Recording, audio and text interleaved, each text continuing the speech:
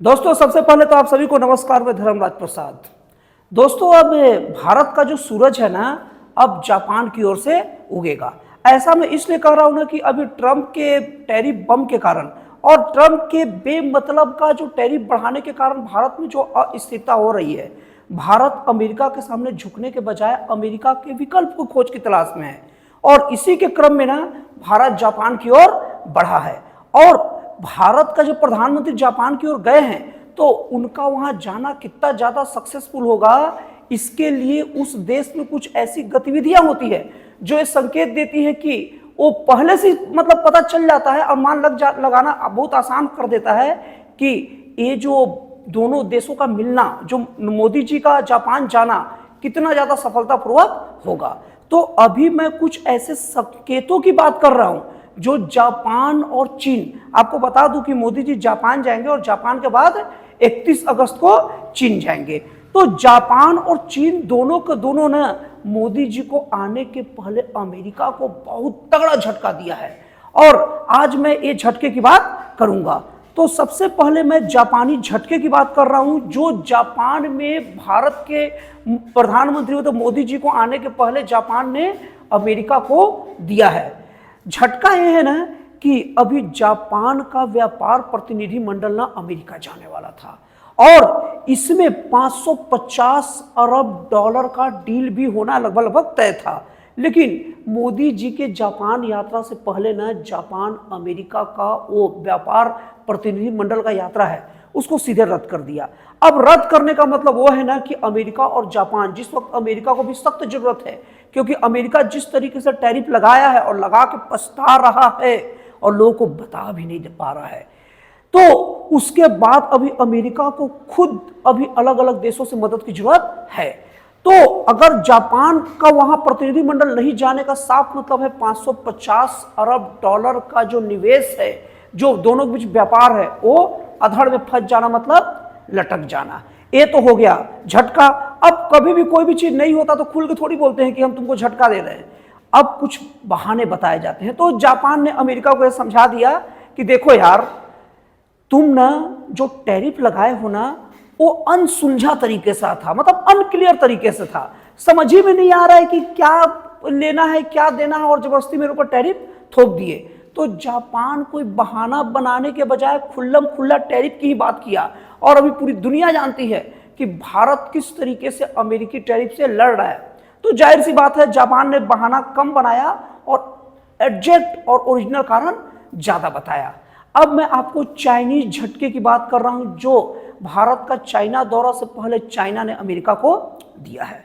दोस्तों आप लोगों को मैं बता दूं कि अभी चीन के राष्ट्रपति जो जिनपिंग हैं, उनके तरफ से भारत के राष्ट्रपति द्रौपदी मुर्मू को एक पत्र आया था। पत्र में यह बात लिखा था कि अमेरिका जिस तरीके से चीन के ऊपर दबाव डाल रहा है और अवांछित तरीके से परेशान कर रहा है और अब भारत को भी टैरिफ थ्रू परेशान कर रहा है, अगर भारत और चीन मिल जाए, भारत और चीन मिले और एक दूसरे के साथ अगर संबंधों को बेहतर बनाए और व्यापार करे, तो अमेरिका का इस तरीके से जो टैरिफ वार है, मतलब आसान भाषा में लिखा नहीं था लेकिन आसान भाषा में अमेरिकी दादागिरी से आसानी से निपटा जा सकता है।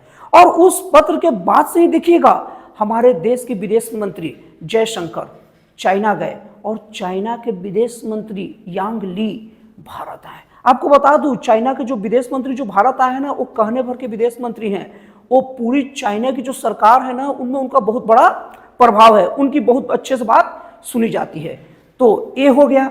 अब ये जो पत्र है ना, अब जानबूझकर या हो गया और होता तो नहीं है, जानबूझकर सरेआम किया जा रहा ताकि अमेरिका को सुनाई दे दे कि अब चाइना और भारत में, माना कि दोस्त मतलब विश्वास का तो रिश्ता नहीं हो सकता, चाइना पर ट्रस्ट किया ही नहीं जा सकता, लेकिन डीलिंग तो हो सकता है भैया।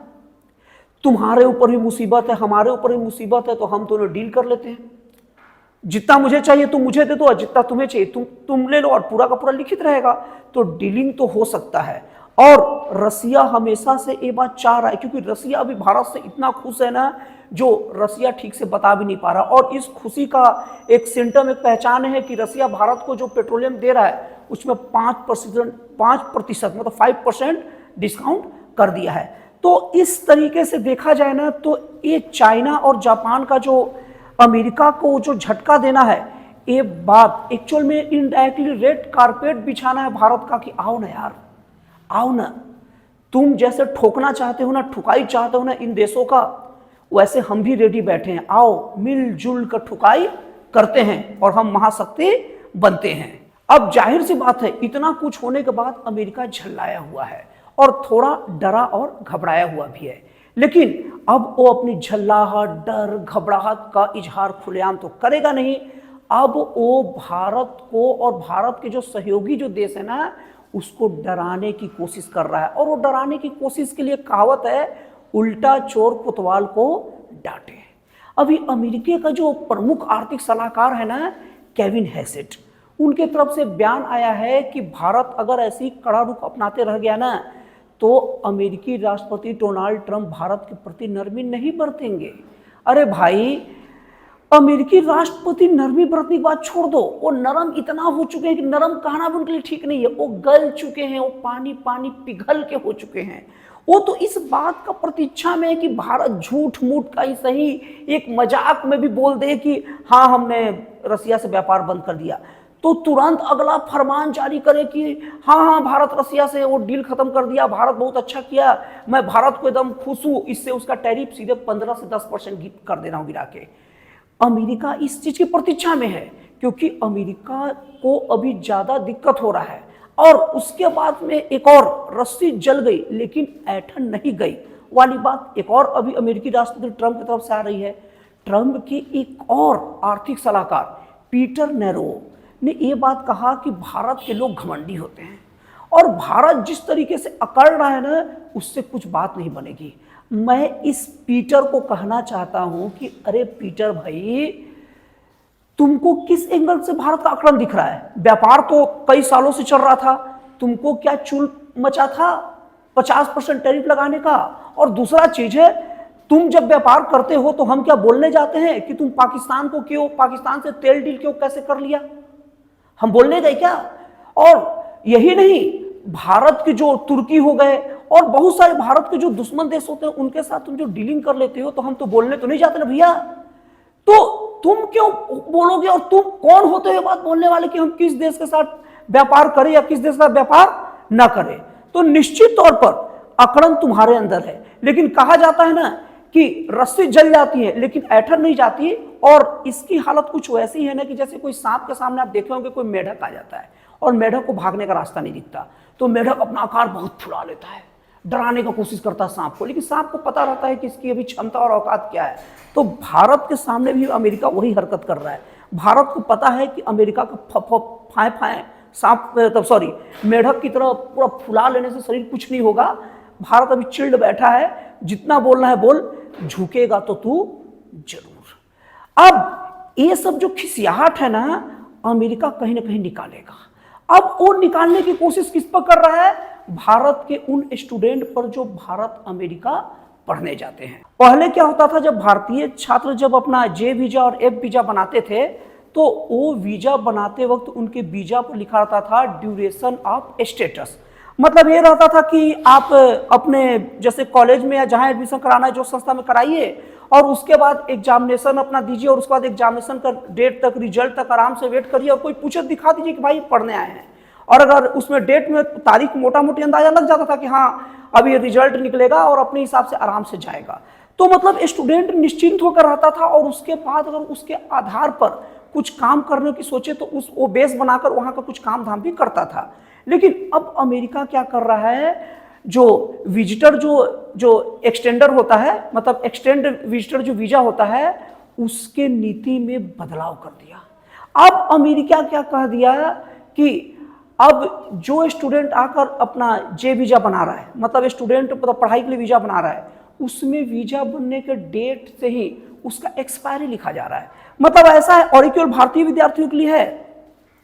तो इसमें ऐसा है ना कि कोई स्टूडेंट जाएगा तो अब उसका वापसी का दिन लिखा जाएगा, और वापसी का दिन लिखते वक्त कोई कॉलेज से पता नहीं करते कि कॉलेज का एग्जाम कब होगा, रिजल्ट कब आएगा, किसी कारण से कॉलेज का अगर उसका सेमेस्टर का टाइम अगर एक्सटेंड हो गया तब क्या होगा, कुछ वैसा वर्णन नहीं रहता। मतलब कि आप कॉलेज पढ़ने आने के पहले जाने का बात कर दिया, बोरिया बिस्तर बांधने का, और यही नहीं, उसके बाद अगर इन केस ऐसा हो जाए कि आपका जो डेट है, मान लीजिए कि किसी स्टूडेंट का एक एग्जांपल दे रहा हूं, मान लीजिए किसी स्टूडेंट का डेट 27 जून 2026 को कंप्लीट हो रहा है, लेकिन अब उसका मान लो एग्जाम ही का डेट अगर बढ़ गया 27 जुलाई 2026, तो क्या करेगा? तो उसके लिए उसको अलग से एप्लीकेशन देकर उस आधार बनाकर डेट बढ़वाना पड़ेगा। तो मतलब इससे स्टूडेंट के अंदर ऐसे काम के लिए डर बैठ गया जो वो गुनाह किया नहीं, ऐसे गुनाह के लिए डर बैठ जाएगा। स्टूडेंट के ऊपर कभी भी कोई भी सदा पर कार्रवाई करने का अधिकारी बन जाए कि रुक कैसे गया। कोई स्टूडेंट पढ़ाई लिखाई कर रहा है, किसी कारण से वीजा डेट पर ध्यान नहीं दे पाया, या पढ़ाई लिखाई में रह के 1-2 दिन एक्स्ट्रा रह गया, तो उसके ऊपर भी कार्रवाई का खतरा मंडरा रहा है। तो इस तरीके से अमेरिका ये चाह रहा है ना कि स्टूडेंट को परेशान करूंगा तो ये स्टूडेंट भारत सरकार से सवाल करेंगे, लेकिन अमेरिका को ये नहीं पता, वो स्टूडेंट है, वो सब कुछ जानते हैं, और वो ये भी जानते हैं कि भारत की गलती नहीं है, भारत अपना आजादी से कहीं भी व्यापार करे, तू कौन होता है रोकने वाला? और कोई फ्री का पढ़ नहीं रहे हैं, हम लोग पैसा देकर पढ़ रहे हैं। कहीं ऐसा ना हो कि ट्रंप की एक गलती जो व्यापार धंधे को तो चौपट कर ही रहा है, और अमेरिका में जो शिक्षा को लेकर व्यापार है, जाहिर सी बात है जो स्टूडेंट वहां पैसा देते हैं, फीस देते हैं, पढ़ते लिखते हैं, तो सर्विस लेते हैं, और सर्विस लेते हैं तो ये भी एक व्यापार है जो अमेरिका को इससे फायदा होता है। तो कहीं अमेरिका का एक व्यापार भी न चौपट हो जाए, क्योंकि भारतीय स्टूडेंट ऑस्ट्रेलिया हो गए, यूरोपियन कंट्री हो गए, उस ओर भी मुंह कर सकते हैं, इसमें कोई दो राय नहीं है। अब इसके बाद अमेरिका एक और चीज से बहुत ज्यादा डरा है। अमेरिका को इस बात का डर है कि कहीं ब्रिक्स मजबूत न हो जाए। ब्रिक्स का मतलब ये होता है कि भारत, चीन और रसिया सहित शक्तिशाली देशों का संगठन है, जो देश बहुत ज्यादा मजबूत हो रहे हैं, और उसके मजबूत होने से अमेरिका का डॉलर कम न हो जाए। क्यों? क्योंकि अभी संघाई सहयोग संगठन और उसके आस इस टाइप के जो संगठन होते हैं, उसमें चीन ये बात रखता है कि हम डॉलर के बदले युआन का उपयोग करें, और भारत भी ये बात रखने से पीछे नहीं हटता है कि हम डॉलर की जगह पर रुपए का जो सिंबल है उसका उपयोग किया जाए। तो पहले तो चीन और भारत में विवाद होता था, और रसिया दोनों का विवाद को मेंटेन करने की कोशिश करता था, लेकिन अब चीन और भारत मिल रहा है, तो रसिया को और बल मिलेगा। तो अमेरिका को इस बात का भी डर सता रहा है कि कहीं रसिया, भारत और चीन एक मंच पर आ गया तो बहुत बड़ा बात हो जाएगा उसके लिए। और दूसरी बात, अभी अमेरिका जो क्वाड बनाया था, क्वाड ऐसे देशों का संगठन है जो चीन के विस्तारवादी नीतियों को रोकने के लिए, तो अमेरिका अक्सर भारत को इस बात का धौंस दिखाता था कि हम क्वाड से तुम्हारी स्थिति कमजोर कर देंगे, तुम चाइना से घिर जाओगे। तो भारत को आज क्वाड की भी जरूरत नहीं है, वो अकेले जब चाहे तब चीन से सामना कर सकता है, उतना सक्षम है।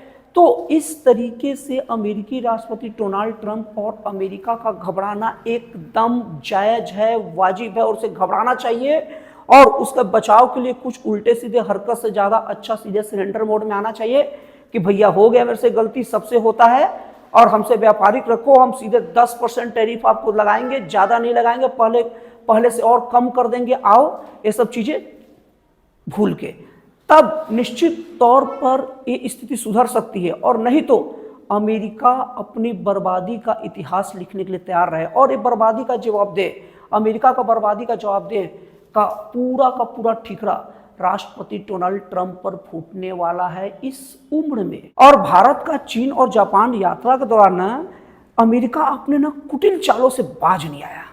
अमेरिका अपने टूल किट के थ्रू और चले चपाटी के थ्रू, जो उसके जो है सोशल मीडिया के जो साधन, उसके थ्रू इस बात को हवा देने की कोशिश किया ना कि भारत और चीन का सीमा विवाद क्या है। अब अमेरिका को कौन समझाए कि जब भारत और चीन एक साथ मिल रहे हैं ना, तो तुम्हारे हवा देने को कोई नहीं सुनता। तुम बोलो चिल्ला चिल्ला के भारत चीन का सीमा विवाद है, भारत हो चाहे चीन हो।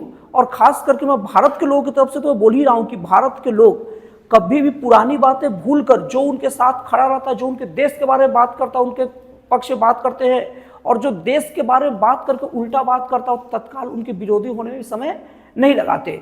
तो आपके ये प्रोपेगेंडा का ना भारत पर असर होगा ना चीन पर होगा, और उस प्रोपेगेंडा का हवा भी निकल चुका है। तो दोस्तों, इस तरीके से वीडियो के सार और निचोड़ के तौर पर कहा जा सकता है कि जापान और चीन के तरफ से जो संकेत दिए गए हैं वो संकेत ये साफ बताते हैं कि चीन और जापान भी भारत जिस काम के लिए जा रहा है वो काम करने की पहले से तैयारी करके रखे हैं।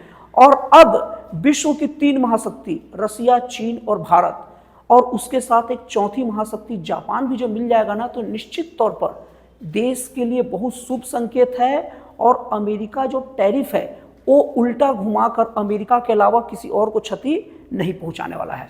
तो दोस्तों, आपको एनालिसिस कैसा लगा, आपको विश्लेषण कैसा लगा, प्लीज कमेंट करके बताइएगा। तो फिर मिलता है अगले वीडियो में एक नए, एक जन कल्याणकारी और एक राष्ट्रवाद से प्रेरित नए विचारों के साथ।